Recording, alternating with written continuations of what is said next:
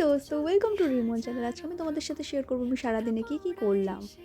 সকালবেলা ঘুম থেকে উঠেই আমি এক কাপ চা নিয়ে বসে পড়েছি, আর এখানে মা আমায় কিছু বলছিল, আমি সেটা নিয়ে খুব হাসাহাসি করছিলাম। সকালবেলা বাবা আমার জন্য উপমা এনে দিয়েছিল, সেটা খেয়েই আমি ব্রেকফাস্টটা কমপ্লিট করলাম আজকে। দেন আমি এখানে লাঞ্চ নিয়ে বসে পড়েছি।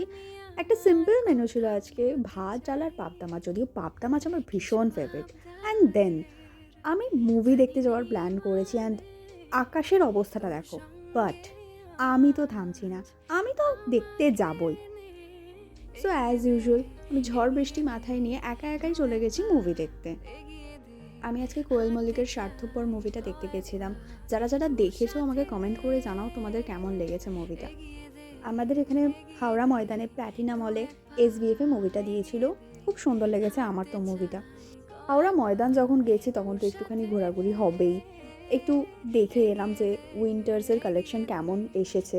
দেন ওইসব কালেকশন ছাড়ো, আর নজরটা গেল বিরিয়ানির হাঁড়িতে। আর কে আটকায় আমাকে, নিয়ে বসলাম এক প্লেট বিরিয়ানি, দিনটা শেষ করলাম একটা থামস আপ দিয়ে। দেখা হচ্ছে পরের মিনি ব্লগে, টাটা।